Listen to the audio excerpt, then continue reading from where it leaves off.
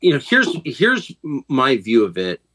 I think the lies are unsustainable. Lying is always unsustainable. You're always found out in the end, whether in your lifetime or posthumously. But lies are always revealed by their nature. And these lies are so big and so obvious and so stupid that it's going to be very clear to the majority of voters before the election that the Biden administration has no idea what it's doing, that Joe Biden is not running the government, and that it's not working at all. And I think by that point, we're going to have a real economic contraction. I think we're going to be in the teeth of a very tough recession, and that makes everything much more intense. And so if your goal is to maintain power, and if you think once you relinquish power, the problem with criminalizing politics is the people who do it imagine or know that it will be done to them.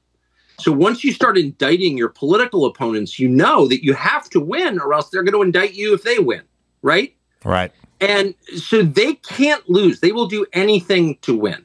So how do they do that? They're not going to do COVID again. I know everyone on the right's afraid they're going to do COVID and mask mandate. They're not going to do that. They can't do that. If they've already been exposed, that won't work. There's going to be no. What are they going to do? They're going to go to war with Russia. Is what they're going to do.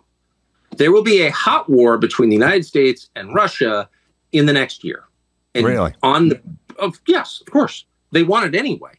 I don't think we'll win it, but that's a separate analysis. But I think it's a political matter. They need to declare war footing in order to assume war powers in order to win. I believe that. And I think the evidence suggests that's true. So if you're worried about our politics getting even more vicious than it already is, and people being hurt in our politics, which is entirely possible, you should be worried about the prospect of an open war. We're already at war with Russia, of course. We're funding their enemies. So we're fighting Russia. But I mean, an open battle with Russia where we say we're at war with Russia. I think that could easily happen. I think we could Tonkin Gulf our way into it, where all of a sudden missiles land in Poland. The Russians did it. Our NATO ally has been attacked. We're going to war. I could see that happening very easily. So if you're worried about that, you need to put as much pressure as you possibly can on the Republican-held Senate to force a peace, which can be done. The United States could force a peace in Ukraine tonight. We're funding one side. There is no Ukrainian army outside of NATO.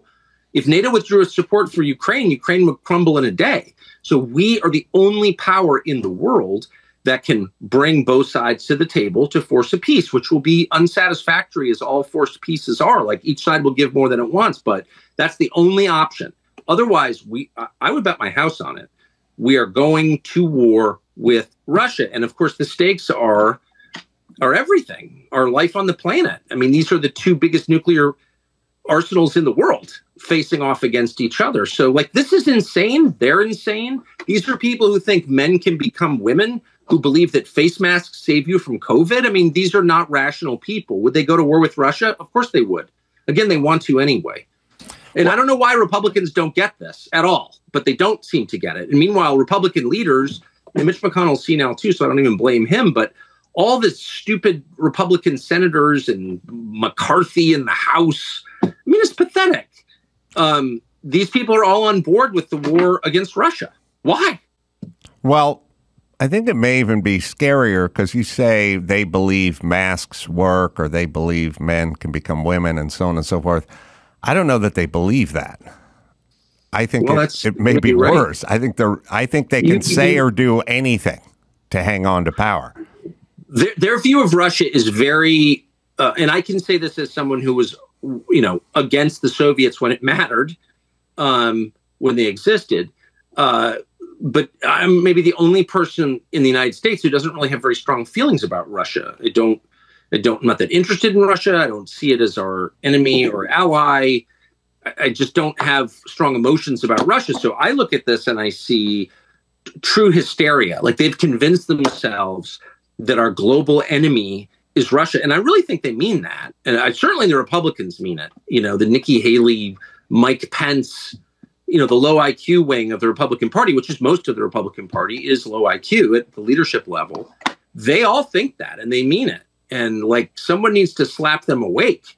You're leading this country to its destruction. We've already lost control of the world. The American empire's in free fall right now. And we're going to lose the US dollar. And when that happens, we're going to have real poverty here, like Great Depression level poverty. And it comes from this war. And I don't understand why no one else can see this, but it's super obvious once you leave. Go spend a week in Europe and talk to smart people on both sides. Like, it doesn't matter what their politics are, and ask them, like, what effect do you think the war in Ukraine has had on American leadership in Europe?